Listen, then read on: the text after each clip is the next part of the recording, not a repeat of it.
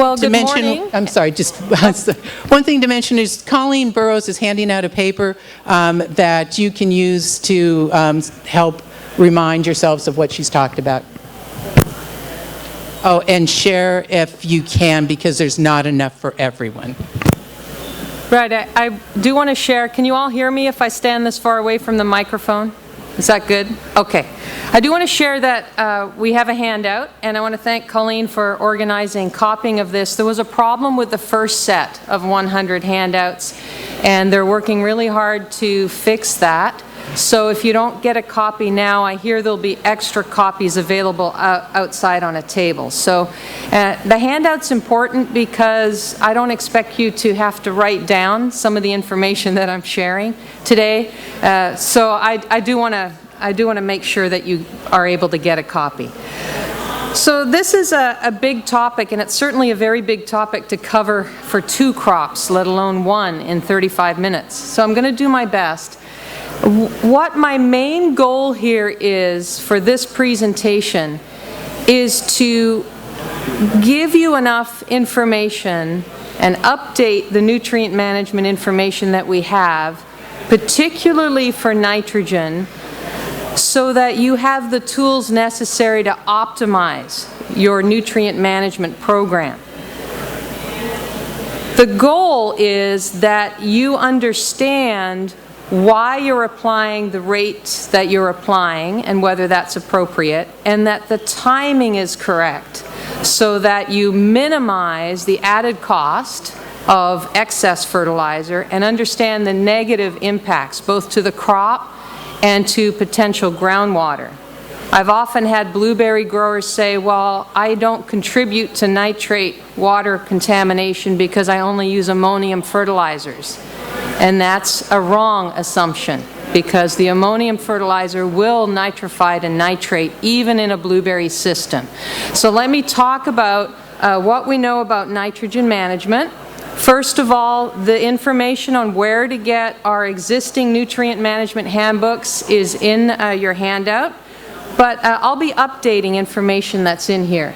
And so the key questions to manage a nutrient program that you have to understand are how much nutrient should be applied, when's the best time to apply it, what source of fertilizer and nutrient material is best to use, and that varies with the crop, and what method of application is best. If you don't understand all 4 of those pieces, you could be applying something that the crop doesn't take up, which is a waste of money, doesn't help the crop, and it then can leach beyond the root zone. So these are all important things to understand.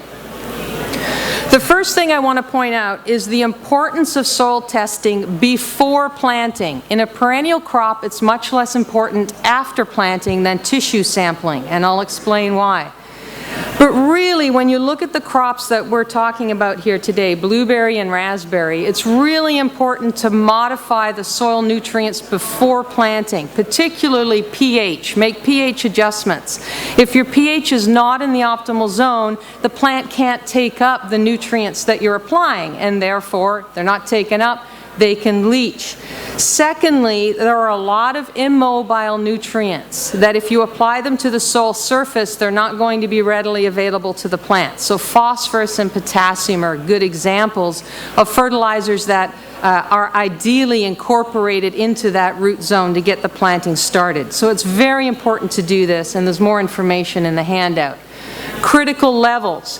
What should you target for these crops? And this table is in your handout. Don't expect you to write that down. The important thing to understand is that soil pH affects nutrient availability, and it affects the form the nutrient is in.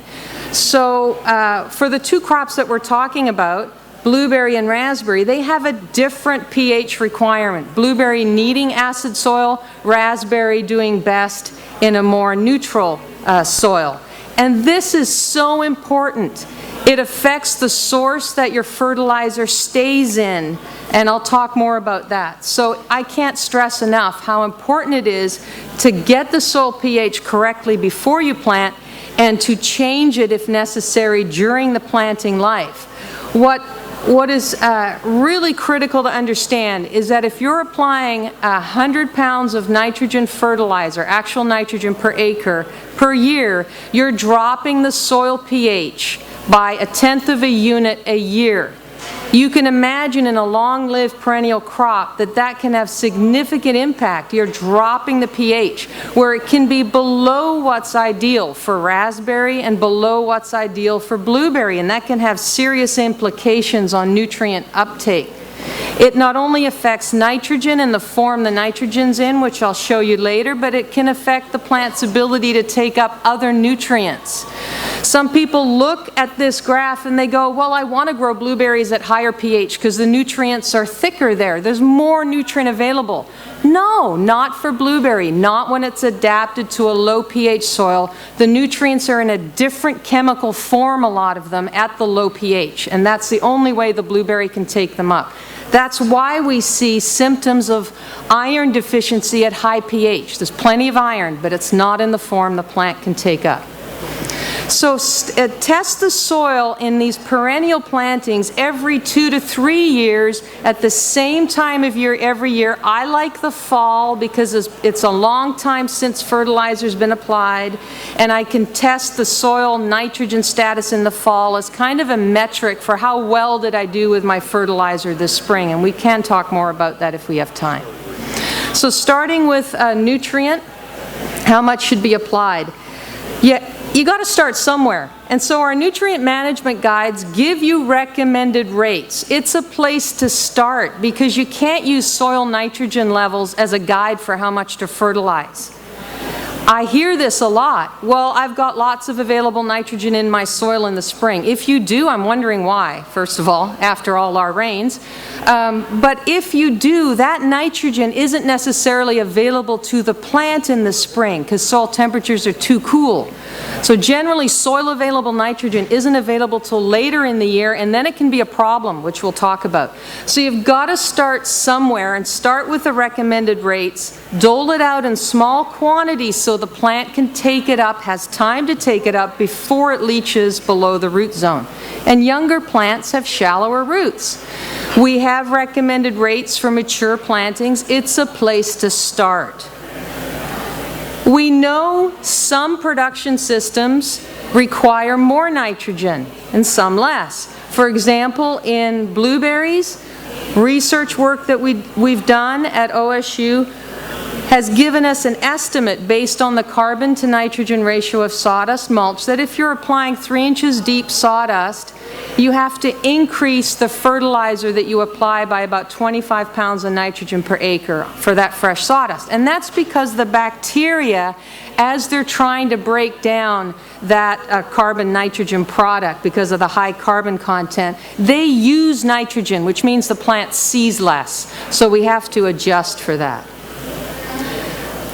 So that's a place to start. Then we modify our fertility programs using tissue sampling results. And this is what we recommend in perennial fruit crops. It's important to know what is in the plant. The plant will tell you if there's a problem. If tissue potassium is low, but there's plenty in the soil, the plant is telling you there's a cultural problem. It can't take up potassium, and often that's irrigation related. So there are clues that you can use with tissue test results. But here's the important thing, and this table's in your handout, is that these standards have been developed based on years and years, a database of years and years of experience. For raspberry, it's based on Meeker. For blueberry, it's based on Blue Crop. Are these numbers perfect? No, that's the first thing to understand, and I'll talk more about that as the first year of a research study this afternoon that was funded by the Washington Blueberry Commission on tissue nutrient levels. But the key thing is that if you're sending tissue samples in at a time that is not late July, early August, these standards mean nothing. So don't let anyone tell you you need nutrient X in this amount if you're sending in tissue samples that are not within this time period. And the reason for this is that nutrient concentrations in leaves change throughout the season. So here's red raspberry. This is nitrogen concentration, summer-bearing raspberries in the leaves, and nitrogen levels are high in the spring and they decline through the season. Here's fruit harvest. And this bar here is our recommended sampling time. And even in summer-bearing red raspberries, we see differences between cultivars, and we see a rapid change during this sampling period, which means depending on when you sample, it could have a big impact on what your results are, and that's kind of scary. And here is tissue calcium, which increases later in the year here on primocane leaves. And our present standards are pretty big range here, and all cultivars presently fall in those standards based on what we've done, but there's huge cultivar differences, and that should raise a flag. Sample cultivars separately and compare them from year to year to see how things are changing within a cultivar. We're doing this in blueberry now. I'll talk about this much more this afternoon, but again, in blueberry tissue, nitrogen levels are high early in the season and decline through the year. And here's our present standards, and we're a little bit above that on the cultivars that we're evaluating at this particular grower site. So, sample at the correct time of year if you are wanting to know where your plants fall relative to our present recommended standards. Now, if you've got problem plants, like here in the foreground we have a plant showing symptoms, which is hard to see in this light, take samples from that plant, compare them to a plant that looks good further down, and compare them. Don't look at the standards, just compare them. What is missing or low or high in this particular plant that's showing symptoms relative to a normal one? So with nitrogen, typically we're starting with some recommended rate based on experience, based on our production guides, and we're looking at plant growth. You can't go by tissue nitrogen alone. You can have high tissue nitrogen even when plants need fertilizer. And you can have high tissue nitrogen when they're getting too much. So you have to look at the plant growth. One of the things to realize is that with nitrogen, there are disadvantages to applying too little and too much in caneberries and in blueberries. So this is research done in blackberries that I inserted because it really illustrates the situation. Here we have unfertilized plants. They have the lowest yield, but the highest yield isn't with the highest rate of nitrogen. It's with the medium rate of nitrogen. And when we look at quality, we have our best firmness at the medium rate of nitrogen. And we're seeing this same trend in all the blueberry fertilizer work that we've done over the last 15 years, is that we'll get an increase in yield to a certain level and then it plateaus, and then we can see a disadvantage to high fertilizer rates of nitrogen. We see berry weight decline at higher than recommended rates, and we see flower bud development decrease when fertilizer rates are too high. And that's because of late growth that Mark gave an excellent presentation on this morning. So this we've seen in fertigated nitrogen as well as in granular applications. So the key question becomes is, where does this threshold occur? How much nitrogen does a blueberry plant need? Not much. We've done work using various different cultivars. This happens to be a long-term study. There aren't many situations where you're able to do different rates of nitrogen for such a long period of time. And you can see we had the same rates of nitrogen in 2012 and 2013, and I just analyzed the 2013 data and the results have not changed. There is no difference in yield between Elliott machine picked, and we're getting yields of about 10 ton an acre, between low and high rates. What does that mean? This low rate wasn't low enough. Wow.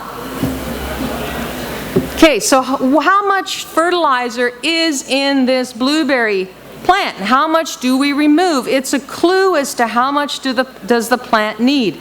It needs some for growth, and you remove some of that when you prune, and you remove fertilizer when you harvest fruit. So we've got enough data now to give a really good idea of how much of each of these do we remove. So here is the blue bar is what we're removing per ton of harvested fruit. So let's look at nitrogen. It's 1.3 to 2.7 pounds per ton of harvested fruit. So in a 10-ton an acre yield, that's 13 to 27 pounds of nitrogen being removed from the field in the fruit.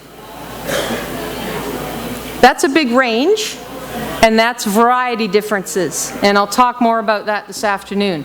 How much are we removing when we prune a mature field? 14 pounds of nitrogen. Add those together, and the most we have is 41 pounds of nitrogen coming off the field. We add a little bit more for growth. It's not surprising that we had as much yield as we needed with 50 pounds of nitrogen per acre of fertilizer applied. So this gives you a clue, and I'm not saying every field is the same, and nor am I saying 50 pounds is enough for a mature field.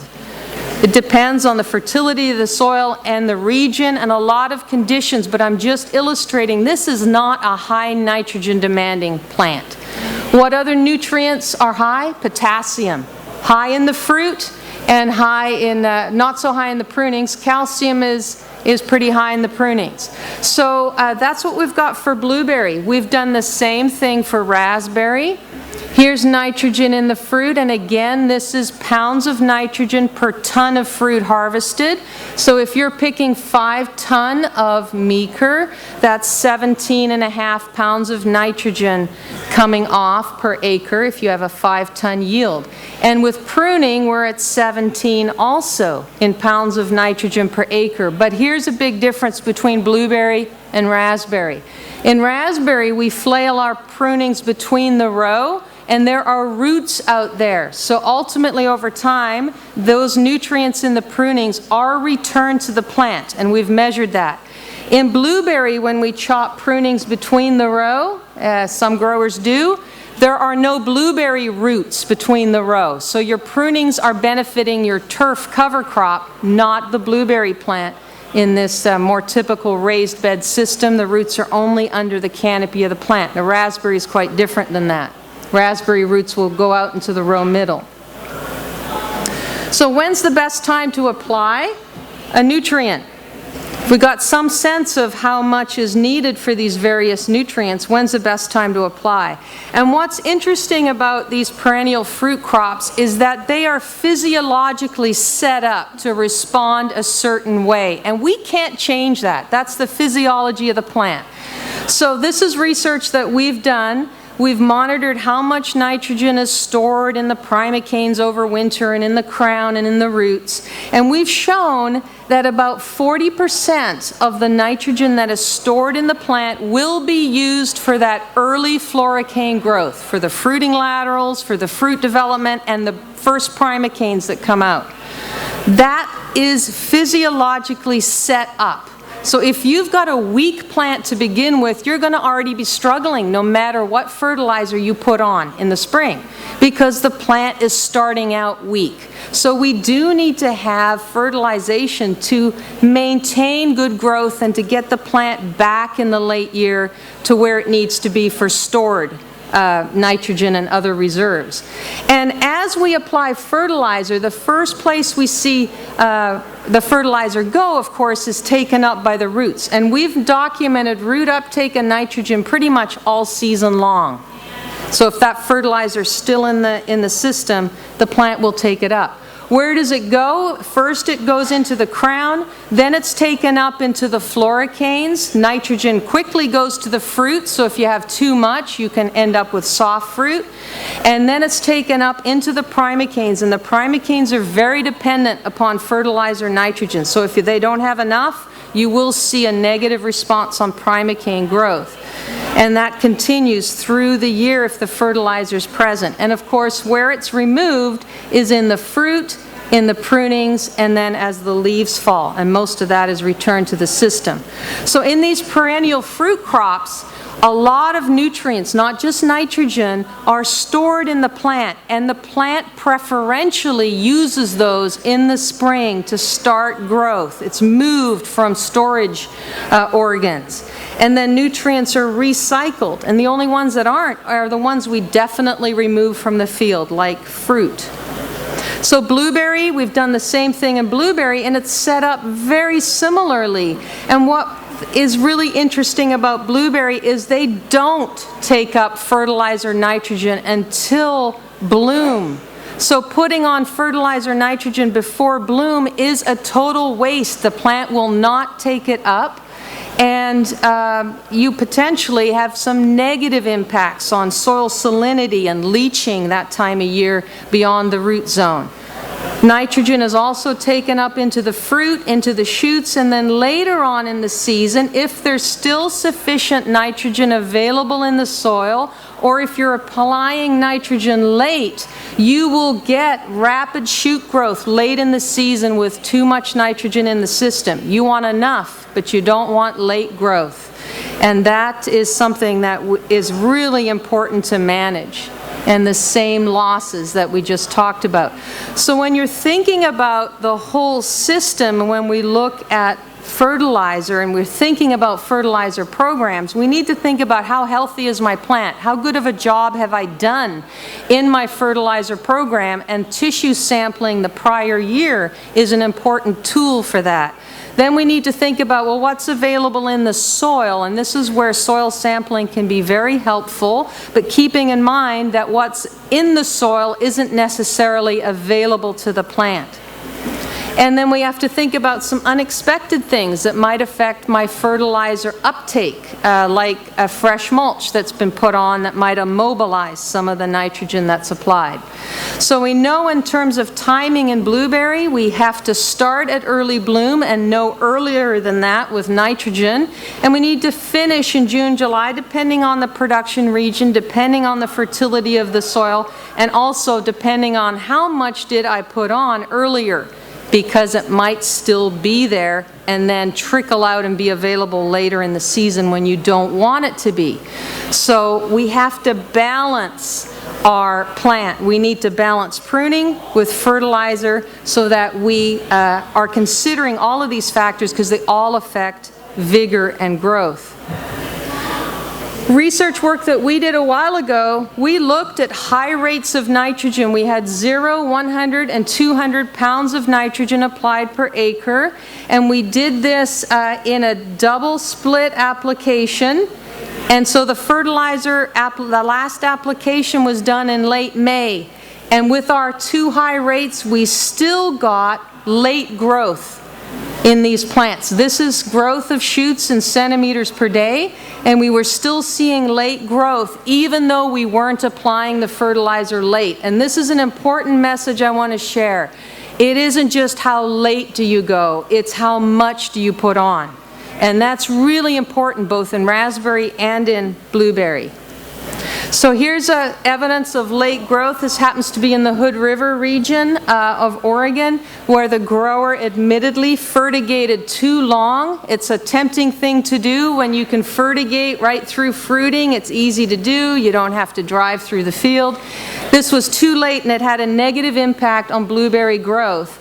And really what we want is this good fruit bud set, and we're blessed with perfect climate in Oregon for really good fruit bud set, and in all honesty there is no excuse if you don't have good fruit bud set in Oregon with the weather that we typically have. Here was good fruit bud set at the base, and then there was nitrogen suddenly available, and boom, there's a late flush of growth, and that would adversely affect yield also. And here's Duke with no fruit bud set, and you can see how young this tissue is up here. It just didn't slow down enough to have good fruit bud set. And what a nice match this is with Mark Sweeney's talk this morning.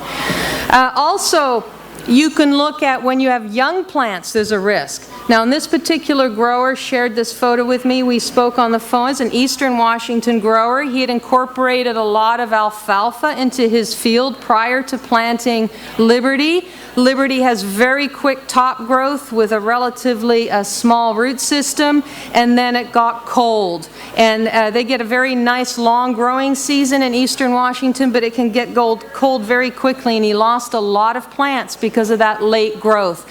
And that's got nothing to do with what fertilizer he put on. It's got to do with how much nitrogen was released from that alfalfa that was incorporated in those warm late summers that adversely affected growth. And it can affect frost and also bud cold hardiness.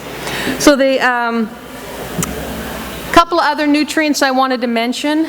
I wish I could talk about all of them, but I don't have time. I want to mention potassium because a lot of growers worry about potassium because they want it. They know it's in the fruit quite a bit, and that can be related to fruit firmness, and some think hardiness, although there's no proof of that. And with potassium, the important thing to remember is that you really do need to make sure it's incorporated before planting to get soil levels where they need to be.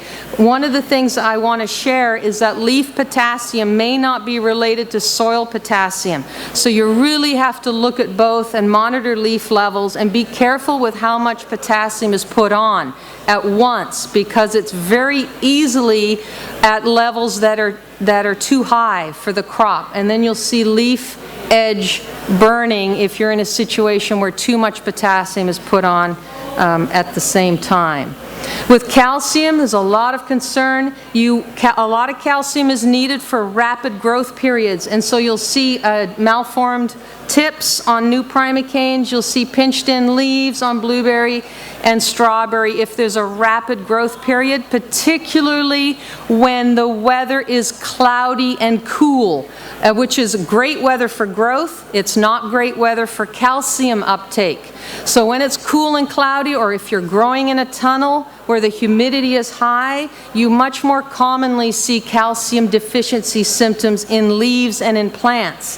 The trick is a lot of growers would obviously worry about calcium deficiency in leaves, but most growers are very interested in increasing fruit calcium content, because calcium is often related to fruit firmness. And this is an area of research I'm presently working on.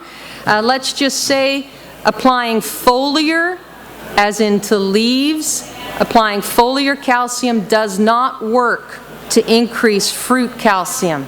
You have to increase fruit calcium with different techniques. So keep that in mind, is that you, depending on how mobile the nutrient is and how it moves in the plant, affects how you should apply these products. And there's more information in the handout. So boron is not very mobile in the plant, nor is calcium. And boron is very important. It's typically low in our alluvial soils. We struggle with boron all the time and having enough in the leaves. It affects fruit set. It affects the uniformity of the drupelets on the fruit. And in raspberry, we've shown it affects bud break. So if you have low boron in the primocane going into the winter, you'll get reduced bud break as a floricane. So you have to keep boron tissues where they need to be, monitor boron, and apply soil boron in the fall, and then do foliar boron before bloom to get it to the pollen tubes, and apply it before leaf fall to get it in those buds on the primocanes before they go dormant is the best time to help with boron. So I'm glad I have my timer here. I'm watching myself. The best source of nutrients to apply varies with the crop. And so here is something that, please take this message home because it's so important. These species are adapted to different pH environments. And as a result, blueberry plants will predominantly, and I'll be strong and say only, 99% of the nitrogen that they can take up is ammonium. They don't have hardly any activity on the enzyme needed to take up nitrate. They can't. So I've seen blueberry fields killed when just nitrate, calcium nitrate, is applied. I've seen them killed. So only apply the ammonium form of fertilizer to blueberries. Raspberries take up nitrate nitrogen. They don't take up ammonium. So now when costs are higher, I've had growers say, well, I use the cheaper fertilizers. Calcium nitrate is very expensive, so I'll use urea, sometimes ammonium sulfate, to fertilize my raspberries. Okay, they don't take up the ammonium form. But if you grow your raspberries at the proper pH, that's okay. Because if you're at a pH of 6 and you're applying an ammonium fertilizer, it is very quickly nitrified to nitrate, very quickly, at high pH. That means that if I'm applying urea, which is cheaper to my raspberries than calcium nitrate, it's very quickly going to convert to nitrate and be available to the raspberry plants. So that's good. However, if you're a raspberry grower using ammonium fertilizers and your pH has drifted down and is in the 5.5 range instead of 6, that process is much slower.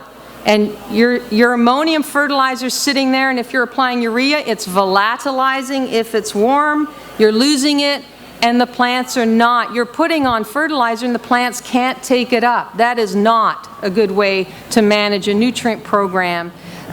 It'll nitrify much slower. What does that mean? All of a sudden, it's available when you don't want it to be available. Later in the season. When the plants take up less, then it leaches.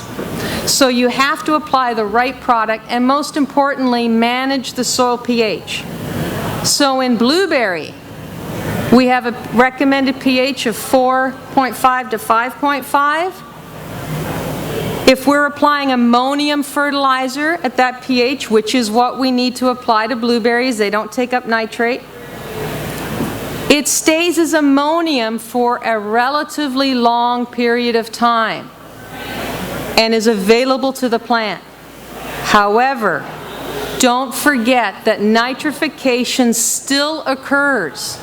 So even though your pH is 4.5 to 5.5, it is still changing to nitrate slowly during the season. And that's why you could measure soil nitrate and ammonium levels late in the year, and you could have high soil nitrate levels and go, wow, I never applied nitrate. You applied ammonium and now it's nitrate, and it can take a while. So keep that in mind when you're thinking about potential for loss and contamination.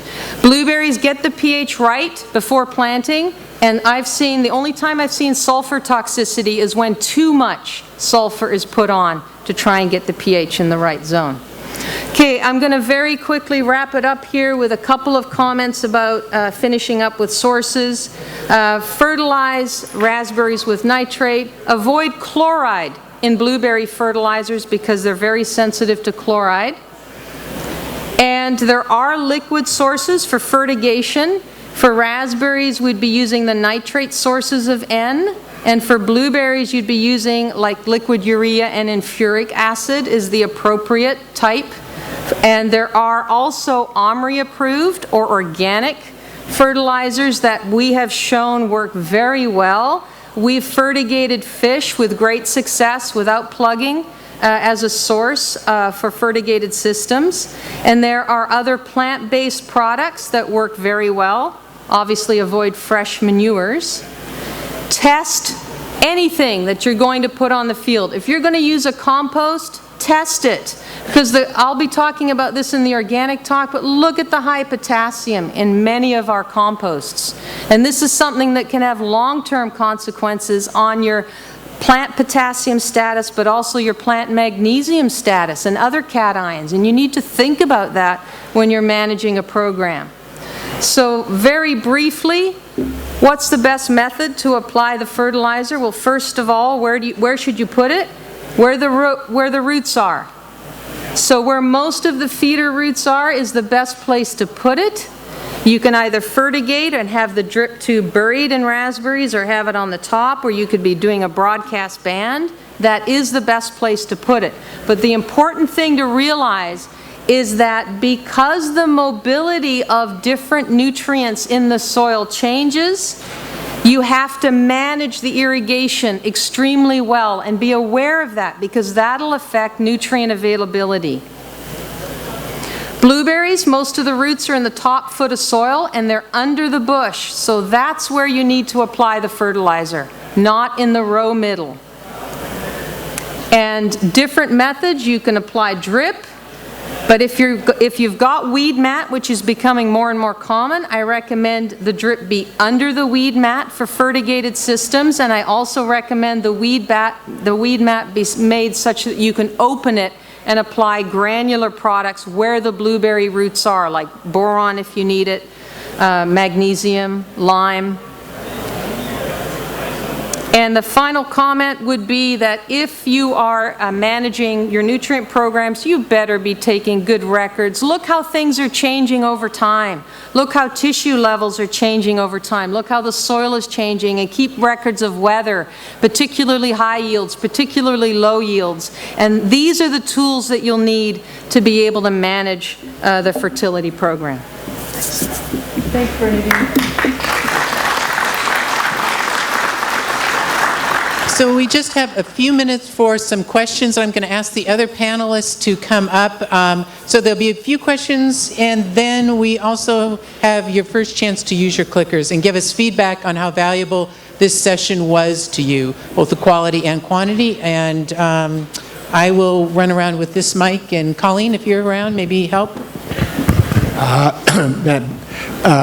When you're speaking of your pounds of nitrogen, are you speaking of actual N?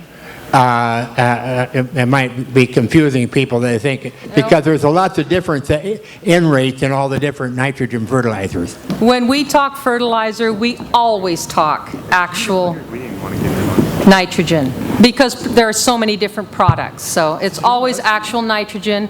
And if you're applying 100 pounds of actual nitrogen per acre and you're only putting it in the row, so you're actually concentrating the nitrogen in the row, and you're using 100 pounds of actual nitrogen in the acre. And that's true for all perennial row crops. Just one observation, that by putting dry fertilizer on in August, you take a big chance of the dry fertilizer waiting for the rain, and then finding in the rain in September, all of a sudden you get a flush of growth and the freeze takes care of it. I would never recommend putting on dry fertilizer in August. I didn't say that. Questions for any of the panelists?